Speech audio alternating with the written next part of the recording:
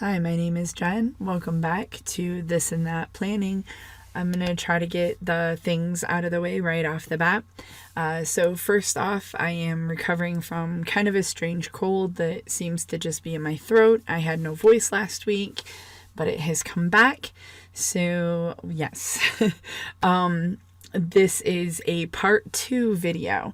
So the beginning of everything I'm going to talk about is in the hot mess part 1. So it continues in Candyland part 2. So if you're here for this story and you missed part 1, you might want to go back. I will be planning out the week of October 3rd to October 9th. I am using the Ultimate Mystery from Scribble Prints Co. And this is Candyland. I am also using the foil bundle that came with it. It is a Lavender Hollow candy foil bundle. So continuing on from last week, the Hot Mess series. This is going to get kind of scary. At least I find this really scary. Sometimes real life, when we find out about real life, it can be way scarier than anything else. And seeing as this is starting Halloween spreads, and seeing as it started last week in the planning week, the last week of September, the beginning of October was when the majority of all of this happened, it seems very fitting. So I do want to mention that I was thinking about skipping over sharing this, but then I felt like I did not know, and I feel like a lot of people don't know, and sometimes doing nothing is worse and it helps the situation continue how it is. So I am on this video, putting this video together just to get information out there. It's not so much to bash the system or the person involved, the main person involved. It's mainly to let people be aware of the situation. So I was talking about a family member of my guys that just happened to come in to our lives, and they are not okay. They need mental help. And the part 1 explains a lot more about the person and what we had witnessed. And the part 2, I'm going to talk a little bit more about the system. So basically, her daughter and her husband were trying to have her committed in the state that they live in. And while they were doing the paperwork, she left the state. She did not have identification when she left the state. She was able to get on a plane. She's actually able to get on a plane several times. At one point, they were not able to get the paperwork for getting her completed in time where they knew that she would be in state and where she would be. So the husband got a restraining order because she had threatened him in writing through text messages. And so he was able to get a restraining order more readily than they were able to process commitment paperwork. With this restraining order, she could not go back to the property that their home is on, and they're building a home while they're staying in a camper. So she was not allowed to stay on that property or be on that property, and she was not able to go to his job. So it was a temporary restraining order, or I want to say it's a restraining order where she can't come within, I think, 500 feet of him. And they had a court date to decide whether or not the restraining order would be lifted, and she would then be allowed to be on the property and with her spouse, or if the restraining order would take on a more permanent form. So the day before the court date, she went on their property, and she was telling family members that she was going to go with a police escort, which is the appropriate way to do it. So it seemed that she was aware of what the appropriate way was. She did not go with the police. She went on her own. When she went into the house, some of the things that she took were her husband's guns. And somebody else was with her. Nobody's quite sure who is with her. She did tell the neighbors that her spouse had passed away, which was not true. So it's kind of a little bit scary. She's threatened his life. He has a restraining order. She's breaking into the home, telling people that he's passed on, and she's stealing guns from the home that don't even belong to her. The very next day, she did show up in court for the restraining order, and she admitted to breaking the restraining order. So she was taken into custody for a couple of hours. That to me is super shocking and scaring. She threatened someone's life in writing. She violated a restraining order. She stole weapons that could end somebody's life. She's telling neighbors that he passed away, that he's no longer alive, and then turns around and is like, goes to court, basically admits everything, and is taken into custody for hours. Just hours. That's all.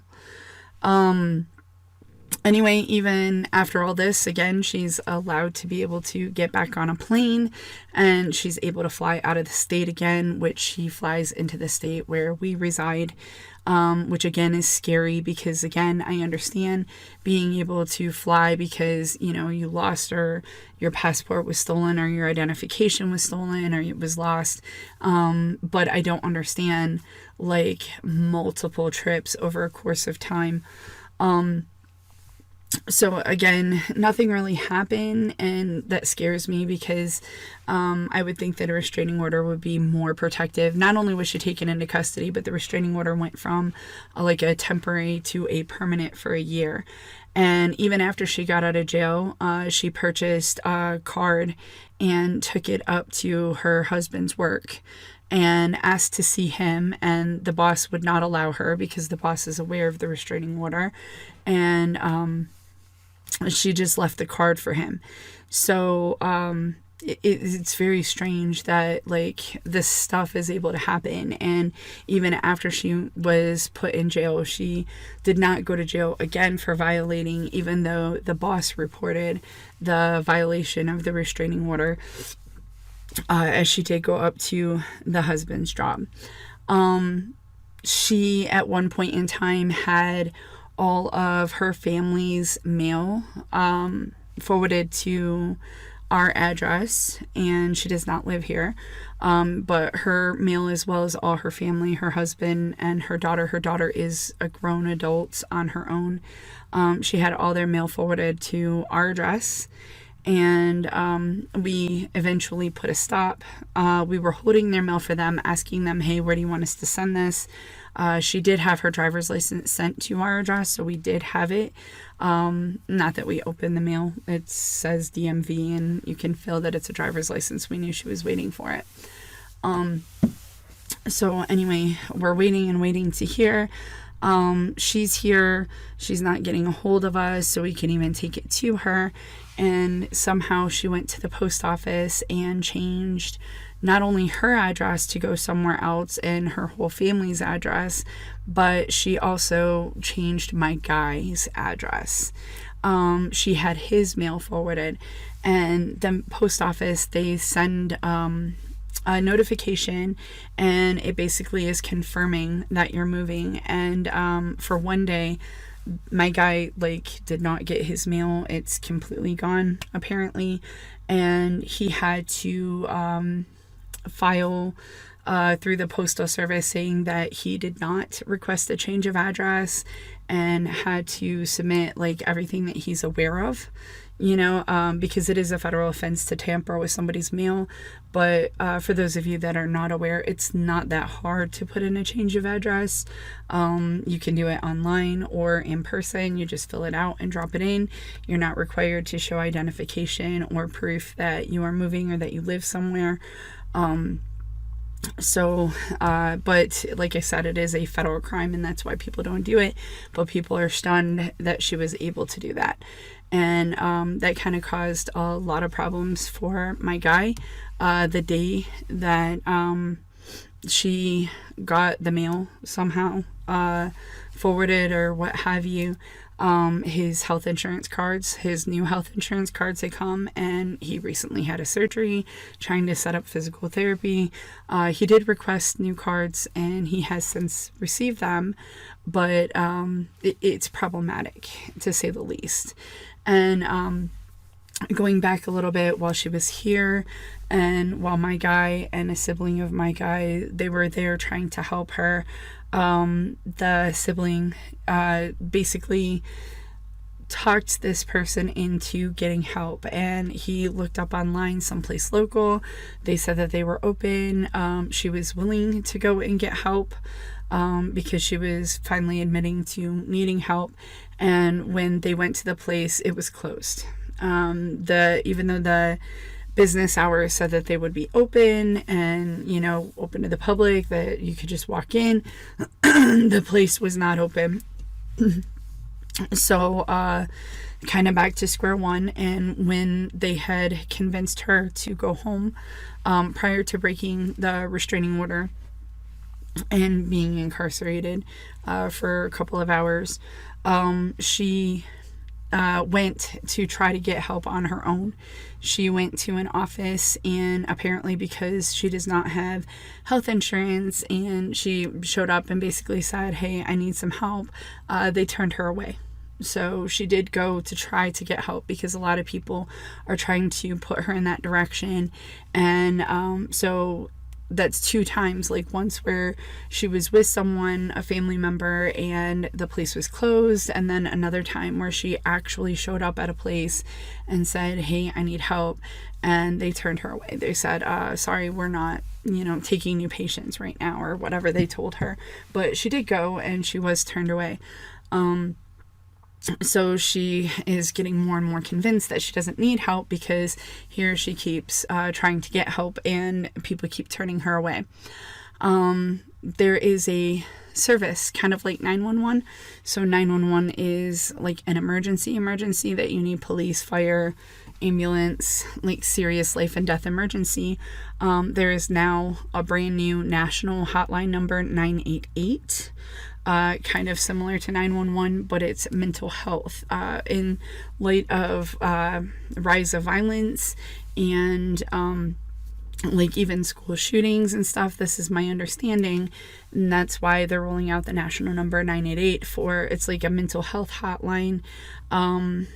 So what I'm now learning, because of dealing with this person, because I had mentioned this to my guy and other family members, so what it actually was the suicide prevention hotline, and it's also like a addict, addicts that are wanting to get help. So it was mainly those two combined together that have done 988, and I feel like it's kind of starting to roll out as a mental health hotline, but they're not there yet, because eventually a family member did use the number and call, and all they were told about is a place that would take her if she was willing to go. So if we had found her, because at this point we didn't know where she was, but if we had found her, she would have to willingly get admitted for help. Like, they would not take her if she was not willing. So sometimes she's willing, sometimes she's not. Like I said, she keeps flying out of state to not get certain help. But when she does show up, she's being turned away. So it's kind of really scary. So we were aware of that, but then again, like I said, at the moment we didn't know where she was. And at the time that we knew where she was, again, she has a ticket and she's flying out again to a different state, a different location. So it's just highly scary that here she is showing up wanting help and being turned away. Places that say that they're going to be open, and online their hours say that they're open in there, and then no one is there. You have the national hotline number that you call, and they're like, hey, they have to want help. And then I'm also hearing things like, you can go to the ER, And if you can prove that they're a danger to themselves or other people in that moment, then they will place them on a 72-hour hold. And that's what you need to do. But then I hear that they need to be in the middle of like an episode. Like, yeah. So it's kind of, again, I don't know how you can get somebody in the middle of an episode and take them to an ER. And with her especially, she seems more normal when it's groups of people instead of just like a single person. So again, like if you were sitting there in the ER, even if she was in the middle of whatever episode, she would end up be okay or be able to pretend like she's okay long enough to not get put on the 72-hour hold.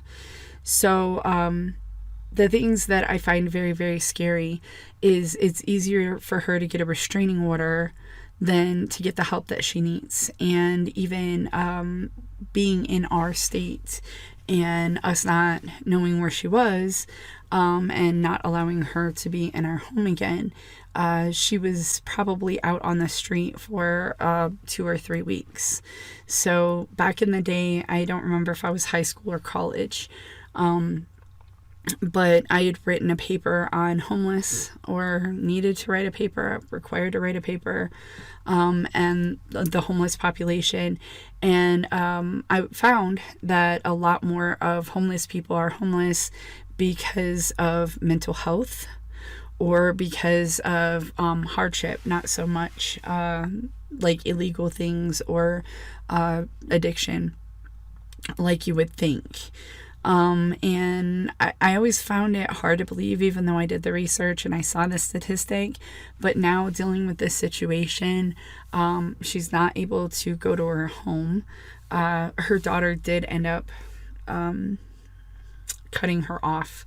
Her daughter dealt with a very tragic and hard situation to deal with. And in the midst of trying to help her mother was kind of putting that back into her life, that tragedy that she had to deal with. So the daughter, to protect her own self, kind of had to step away and say, I can't, as much as she was trying to help her mom. So it was easier to get her to be part of the legal system-ish, and it was easier for her to become homeless than for her to get the help that she needs, even when she is showing up and requesting the help. So to me, that's just so scary. And I think that there is something really broken in our system. And like I said, even scarier still, that she's able to continue to get on planes without any identification whatsoever. And that she can break a restraining order, steal weapons after threatening somebody's life, and even telling people that the person that she threatened is no longer here. And she's able to do all this, and then she only is held in jail for a couple of hours. And her family is desperately trying to get her help. And in the midst of like school shootings and, again, I'm in Las Vegas. We had the whole mass shooting in October, into a concert, like these types of things. Like, the only thing I can think is that these people are not well. And you sit here and you see these things and you're like, how does it happen? And now interacting with a situation where clearly somebody is not well, you have a lot of people, not just one person, but a lot of people actively trying to get this person help. Whether, they put her in the system and then they're like, hey, she's not okay, and get her the help she needs. It's like we're kind of trusting in a system. And, she's not able to hold down a job because of not being mentally well. She does keep getting the job and keep trying to get transferred, and she contacts them and they're willing to hire her back. But again, she's not able to hold down a job because she's just not okay. And our system is so broken, and this is how these crazy things happen. And then people look and say, well, why didn't the family do this, or why didn't the family do that? So now I'm in a front row position where I'm seeing where her husband, her daughter, several of her family members, even myself, are trying to get involved and trying to get her help, and she keeps breaking laws, and she's still walking free, and she's not okay, and she's shown up to a couple different places willingly to get help and was turned away instead of them directing her to where, like, what I'm thinking, I think she showed up like at a private doctor's office, but I just am really afraid that she basically showed up and she said, hey, I need help, and was turned away. And it's not like they were like, oh, okay, you know, because I feel like if you went to a doctor's office, like your regular doctor's office with a bullet wound, and why do I say this? Because I did have a family member. I had a family member that actually did get shot, and they went to their doctor's office. And when they went to their doctor's office, they're like, yeah, we don't treat that here. You have to go to the hospital. The person that I'm related to got up to go to the hospital, and they did not let him leave. They're like, no, you are not going anywhere. You know, you're going to sit right here. We will get you to the hospital. So I don't understand why when she shows up and it's a mental health issue and she's saying, I need help, even though you might not deal with it at that office, why are you saying, no, sorry, and like having her leave instead of making her stay and making her get that accurate help that she needs? Like, put her where she needs to go. She showed up, she's asking for help, and she's being turned away. So to me, it is so incredibly scary how broken our system is and how far we have to go. I mean, I know we've come a long way because I've heard about asylums back in the day. That's the thing that horror movies are made of. And sadly, that's true life. So we've come a long way, and there's a lot more acknowledgement about mental health and getting help, and, you know, different types of help for mental health out there. But we are so far away because, guys, like I said, that's so scary to me. And then even she's done things like that storage unit that her husband and her had. They thought that maybe like the things that she stole were in that storage unit. So they did the legal paperwork, whatever, to get access to that storage unit. And when they showed up, everything was empty and they don't know where anything is. So it's just gone. And some of the things that were taken were very precious and sentimental to her husband. And he does not know where in the world his wife is. And like, this is another thing. He does have the restraining order. He loves her so much. Like, I've heard him on the phone crying and just begging, like, help me. Like, I love her so much. I haven't taken off my wedding ring, you know, so he still loves her very much. And he wants things to work out. But I mean, he's the spouse, and they've been married for over 30 years. And, you know, she's just out there and he's not hearing from her and no contact. And she's threatening his life and telling people that he is deceased. So he has to protect himself, but he very much wants her to get help. And he very much wants to be with her. And like I said, all these people, and still nothing has been made possible. So if you guys have any suggestions or anything that might be of help, please let me know. Go ahead, put it down in the comments.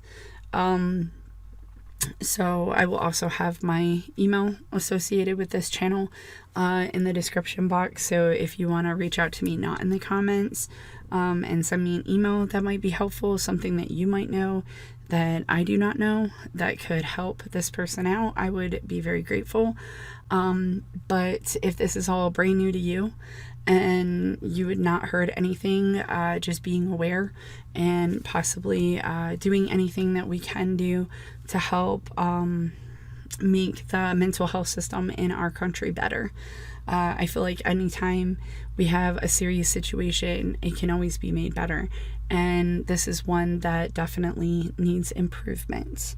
So I hope you enjoyed my scary true story and my spreads. And I look forward to seeing you next time. Bye, guys.